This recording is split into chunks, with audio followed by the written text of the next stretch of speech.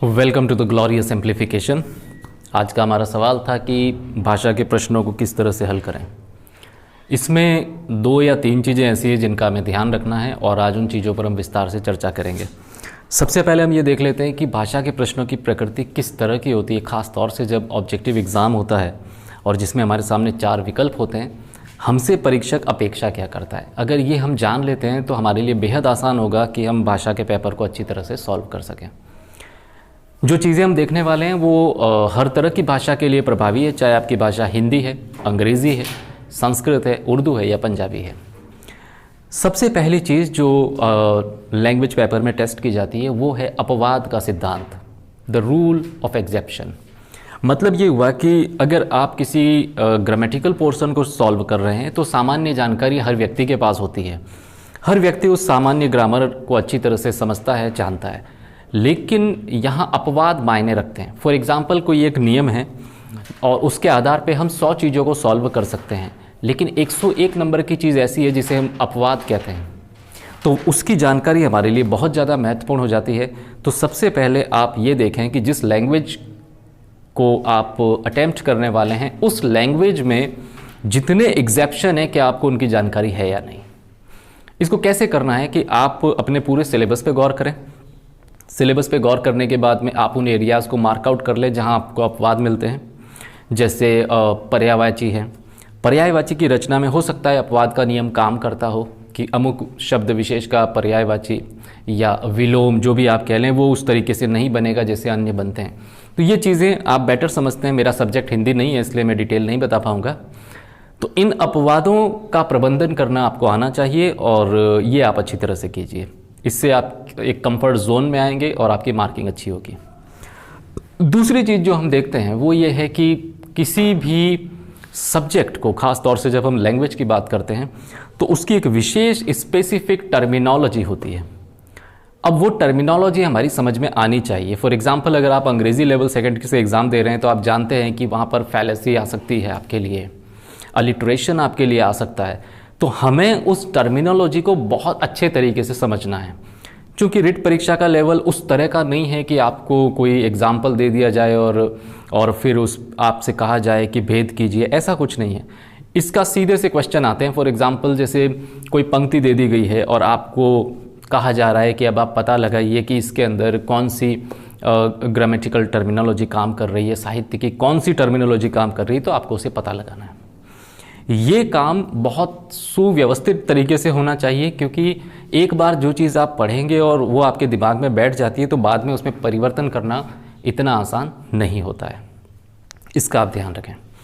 तीसरी चीज़ language paper में जो होती है वो होती है कि इम्पोर्टेंट एरियाज़ को मार्क किया जाए। इम्पोर्टेंट एरियाज़ को हम मार्क कैसे करते हैं लैंग्वेजेस के संदर्भ में, आपको इसके लिए सहायता लेनी पड़ेगी रिट के पुराने पेपर की। आप सीटेट के पेपर से भी मदद ले सकते हैं।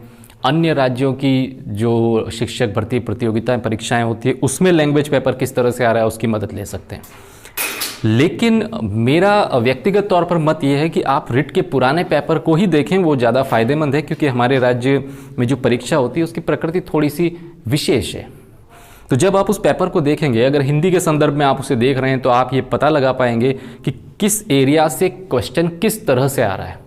ये तो तय बात है कि सभी एरियाज से क्वेश्चन आएंगे क्योंकि ये ऑब्जेक्टिव है। तो ये तो हो नहीं सकता कि हम सिलेबस को थोड़ा सा कट शॉर्ट कर लें या इसको कटेल आउट कर लें, वो पॉसिबल नहीं है। एरिया सारे कवर करने, बट आपको ये देखना है कि वो कौन से एरियाज हैं जिनसे हर साल क्वेश्चन आ रहा है। सबसे पहले उन एरियाज को मार्क कर लें। उसके बाद आप देखेंगे कि अब ऐसे एरियाज आपके पास बचेंगे जिनसे कभी प्रश्न आता है, कभी नहीं आता। तैयारी में उनको दूसरे नंबर पर आप रखिए, खासतौर से जब आप रिविज़न कर रहे होंगे। ये थी आपकी तीसरी चीज़। चौथी चीज़ है आपकी, उसे हम कहते हैं प्रैक्टिकेबिलिटी या व्यवहारिकता। ग्रामर या भाषा के पेपर की सबसे इंपॉर्टेंट चीज़ यही होती है कि आपने जो चीज़ पढ़ी है क्या आप उदाहरणों के माध्यम से उसे समझ पाते हैं या नहीं। फॉर एग्जाम्पल कोई भी उदाहरण रचित कर दिया जाता है और आपसे अपेक्षा की जाती है कि आप बताएं कि अमुक उदाहरण किस चीज़ को प्रदर्शित करता है। पैराग्राफ आपको दिया जा सकता है, उसमें से कोई शब्द दिया जा सकता है और फिर आपको पूछा जा सकता है कि इसका अपोजिट मीनिंग क्या है या इसके सिमिलर मीनिंग क्या है। तो ये प्रकृति और इम्पोर्टेंट एरियाज़ को जब आप मार्क करेंगे तो आप बहुत बेहतर कंडीशन में इसमें आ जाएंगे। अब सवाल ये पैदा होता है कि अगर हमने ये चारों बिंदुओं को अच्छी तरह से कर लिया तो उसके बाद पेपर हल करते समय हमारी अप्रोच किस तरह से काम करनी चाहिए।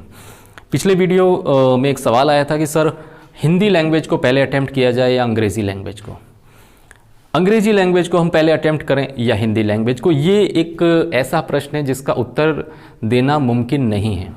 क्यों मुमकिन नहीं है उसकी मैं आपको 2 वजह बताता हूँ कि कुछ लोग ऐसे हैं जिनके लिए इंग्लिश ग्रामर कंफर्ट जोन है, वो बड़ी आसानी से उसको कर लेते हैं अगर लैंग्वेज 1 के रूप में उन्होंने ग्रामर इंग्लिश को चुना है तो। कुछ लोग ऐसे हैं जिनकी जो योग्यता है वो हिंदी में बहुत ज़्यादा है, तो उनके लिए हिंदी ईजी हो जाता है। मैं ये कहना चाहूँगा आपको कि आप ये निर्णय परीक्षा होने तक के लिए टाल दें।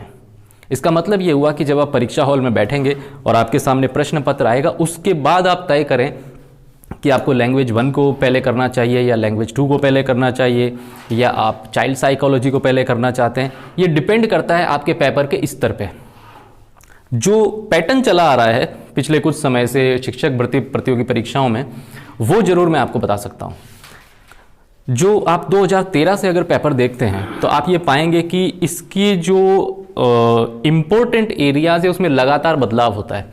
फॉर एग्जांपल ये है कि कभी अंग्रेजी अगर लैंग्वेज 2 के रूप में आपने चुनी है तो उसका लेवल उतना ऊंचा नहीं आ रहा है, हिंदी का लेवल बहुत ऊंचा आ रहा है। कभी इसका बिल्कुल विपरीत हो जाता है कि हिंदी बहुत बड़ी आसान आ जाती है, अंग्रेजी डिफ़िकल्ट आ जाती है। कभी ऐसा होता है कि दोनों ही लैंग्वेजेस डिफ़िकल्ट आ जाती हैं। डिफ़िकल्ट इन द सेंस कि जहां आपको 30 प्रश्न सॉल्व करने के लिए वाकई 30 मिनट की ज़रूरत पड़ती हो, उसे हम डिफ़िकल्ट मान सकते हैं कि आपको प्रश्नों के बारे में सोचना पड़ रहा है, आंसर देने पड़ रहे हैं। तो ये फैसला आप परीक्षा हॉल में ही करेंगे तब जबकि पेपर आपके हाथ में आ जाए। अगर आपने उससे पहले इसे करने की कोशिश की और पहले से ही दिमाग में बना लिया कि I will go in my exam room, I will take my exam paper and will solve Hindi first, तो अब ये एक रिजिड अप्रोच है और इसका आपको नुकसान उठाना पड़ सकता है। उम्मीद है ये 5-6 चीज़ें जो मैंने आपको बताई है आप इन्हें समझ गए होंगे और इन्हें अच्छी तरह से अप्लाई कीजिए। अप्लाई करने का सबसे बढ़िया तरीका ये है कि आप खुद कंटेंट के ऊपर क्वेश्चन बनाएं और अपने क्वेश्चन को सॉल्व करें।